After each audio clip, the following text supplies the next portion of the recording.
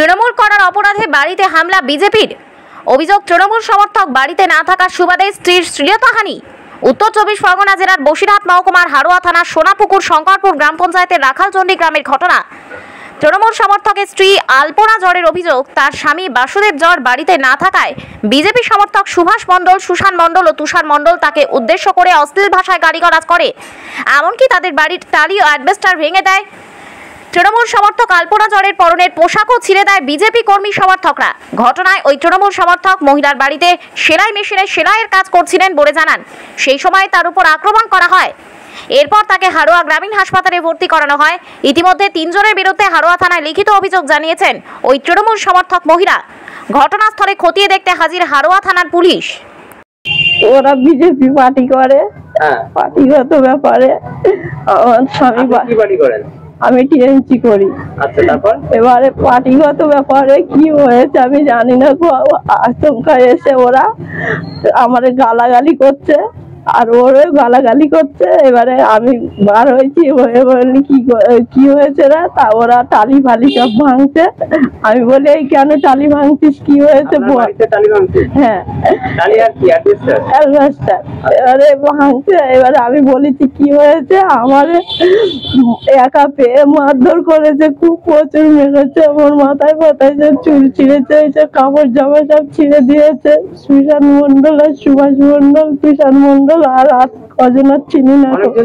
হ্যাঁ, পালিয়েছে হসপিটালে। এখন কি কেস করবেন? হ্যাঁ। কতজনের নামে কেস করবেন?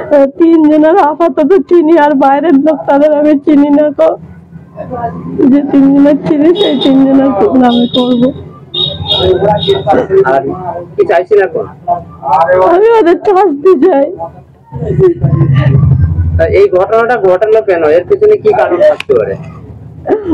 এর পিছনে কোনো ঘটনা নেই। আগের বারে একবার এরকম লোকসভার ভোটে এরকম করেছিল, আমার শাশুড়ির মেরেছিল, আমাদের সব মেরেছিল। আমরা 5-6 জন এসেছিল, ওরা কেস করেছে। ওরকম মিথ্যে করে অভিযোগ করেছিল, তানির কেস করেছিল আমাদের এই লোকদের 4 জনের নামে। এবারে আমরা পাল্টা এসে কেস করে গেছিলাম, সে আমরা আপসে মিলিয়ে নিয়েছি। নিয়ে ওরা একসাথে থাকে, বসে খায় সবকিছু।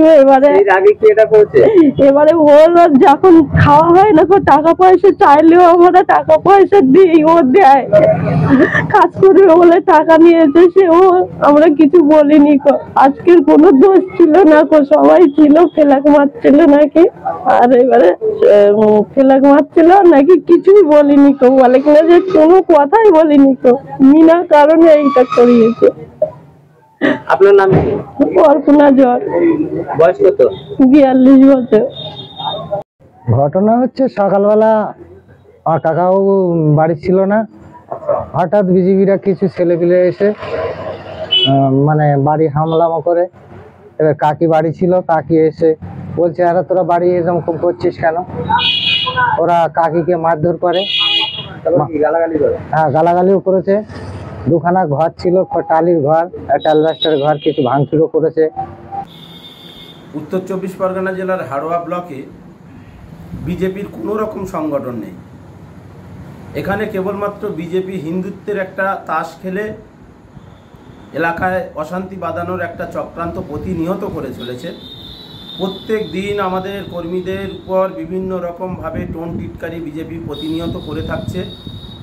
আজকে আনুমানিক বিকাল ঠিক 5টা নাগাদ বিজেপির কয়েকজন দুষ্কৃতী আমাদের তৃণমূল কংগ্রেসের সক্রিয় একজন কর্মী বাসুদেব জড়, তার বাড়িতে অতর্কিত আক্রমণ করে। তার টালির চাল ভেঙে দেওয়া হয়, তার স্ত্রীর উপর শ্লীলতাহানি করার একটা চেষ্টা করে। আমরা হারোয়া ব্লক তৃণমূল কংগ্রেসের পক্ষ থেকে তীব্র নিন্দা জানাই এবং এই দুষ্কৃতীদের দৃষ্টান্তমূলক শাস্তি হোক, এটা আমরা চাই। এই জঘন্য ঘটনায় যারা অংশগ্রহণ করেছে তারা হলেন সুভাষ মণ্ডল, সুশান্ত মণ্ডল, তুষার মণ্ডলরা। এদের আইনত শাস্তি হোক।